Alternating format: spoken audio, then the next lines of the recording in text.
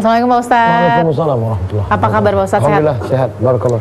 Alhamdulillah nih ada Ustadz Abdul Somad yang kita akan tanyakan pendapatnya sebagai tokoh ulama dan juga tokoh masyarakat ya. Kita lihat ada hasil sebuah penelitian nih Pak Ustadz yang mengatakan banyak sekali di beberapa masjid kelembagaan pemerintah yang kemudian menyebarkan paham-paham radikal. Dan ini sebuah hasil penelitian yang dikeluarkan oleh Lembaga Perhimpunan Pengembangan Pesantren dan Masyarakat.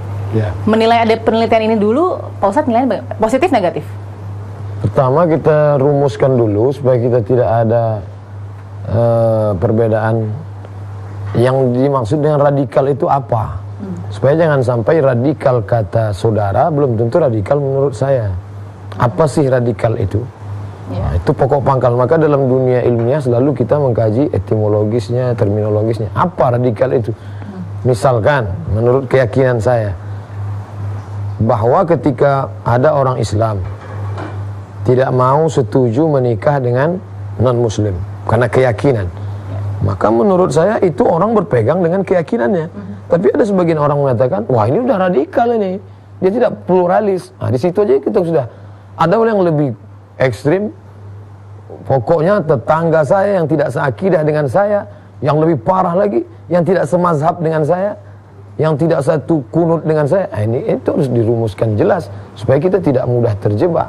Bahwa saya meyakini bertetangga, bersahabat, satu kantor dengan beda agama, dengan beda keyakinan. Nabi SAW aja bertetangga dengan Yahudi Bani Nadir, Yahudi Bani Quraidah, Yahudi Bani Qainuqa.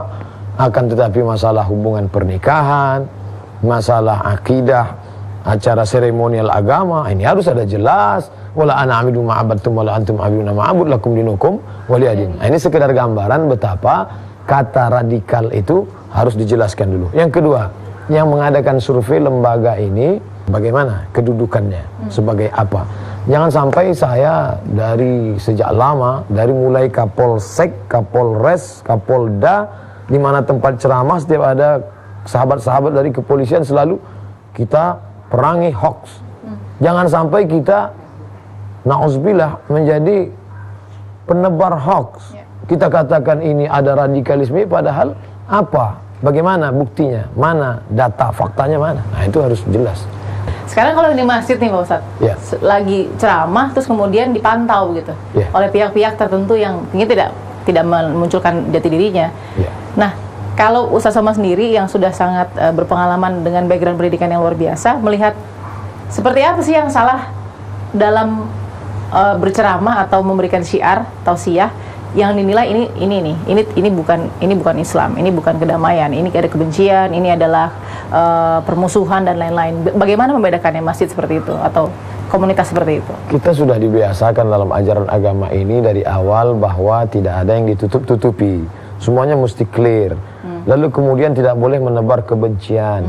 Wala yajrimannakum syana'anu qaumin ala alla ta'dilu. Jangan sampai kebencian kepada sekelompok orang, satu person membuat kamu tidak bersikap adil. I'dilu, bersikap adillah. Wa aqrabu littaqwa. Adil itu mendekatkan kepada takwa. In ja'akum fasiqun min naba'in. Kalau datang orang membawa berita, fatabayyanu, klarifikasilah. Jangan sampai ya ayyuhalladzina amanu ijtanibu katsiran minadh-dhann. Jangan berburuk sangka. Wala tajassasu. Jangan mencari kesalahan-kesalahan orang. Wala yaghtab ba'dukum ba'dha. Jangan sampai membicarakan aib orang, menebar isu. Jadi apa yang sekarang diberitakan, jangan sampai menebar hoax, jangan sampai black campaign, jangan sampai pembusukan, jangan sampai pembunuhan karakter. Itu bahasa yang berbeda dengan bahasa kekinian kita, tapi sebenarnya substansi maknanya sudah lama dibicarakan oleh agama kita. Oleh sebab itu saya pribadi terbuka.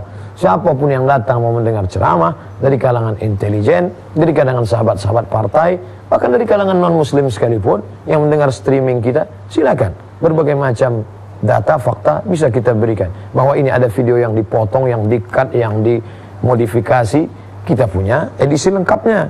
Ini ada lengkapnya. Ini pertanyaan dipotong, di-cut karena suatu kepentingan, tapi lengkap kronologis ceritanya panjang. Sehingga tidak, bahwa ada dalam, saya menganggap itu semua adalah bunga-bunga dakwah. Kita tahu bahwa bad news bisa jadi good news, berita buruk bisa jadi iklan gratis. Nah, tapi saya tidak menikmati itu. Saya hanya ingin mengatakan bahwa Islam mengajarkan lengkap. Bahkan ketika kita dibusukkan sekalipun, asa antakrahu syai'an wa yaj'allahu fihi khairan katsira. Boleh jadi kamu sangka itu buruk, jelek, tapi di balik itu ada hikmah yang luar biasa. Memandangkan dengan pandangan hikmah.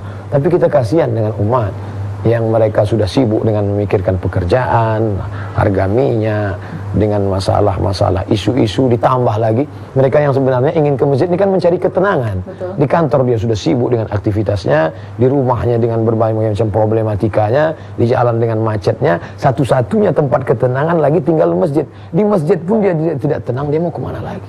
Terakhir Pak Ustadz, betul memang harus terbuka, transparan, karena kan ilmu harus tidak ditutup-tutupi ya Pak Ustadz ya. Nah, tapi kepada orang-orang yang mungkin, mohon maaf, ilmu belum seberapa, sudah jadi ustadz misalnya. Ini kan tidak sedikit juga. Ilmu baru sampai di sosial media misalnya, kemudian sudah terkenal gitu kan. Tapi kan ini yang kadang-kadang juga merugikan ilmu sesungguhnya. Pesannya apa kepada para newcomers-nya mungkin? Saya mau berceramah ke Malaysia. 2 bulan sebelum berangkat, mereka sudah minta CV, kurikulum vitae. Mereka minta ijazah S1, S2. Mereka minta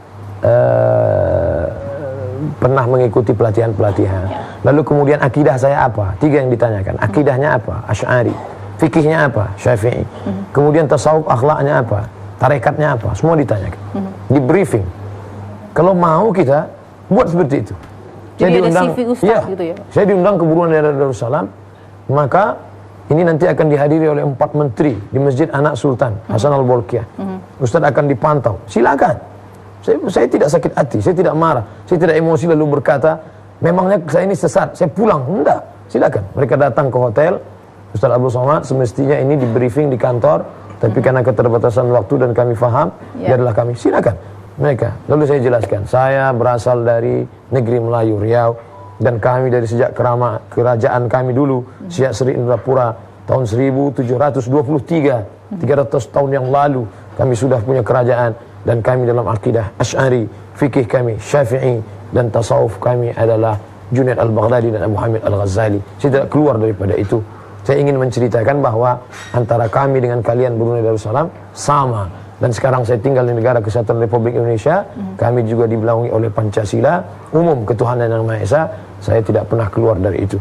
Ceramah saya direkam, tanya jawab, saya jelaskan semuanya, ada alasannya, rasional, fakta, data. Itu yang kita sampaikan. Jadi kalau mau balance, semua ustadz-ustadz diadakan sertifikasi ustadz.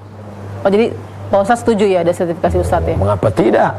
Kalau kita mau adil, semua dari ormas kita, Nahdlatul Ulama, Muhammadiyah, Perti, Persis, Al-Jamiatul Wasliyah, Nahdlatul Watan, Wahda Islamiyah, duduk bersama.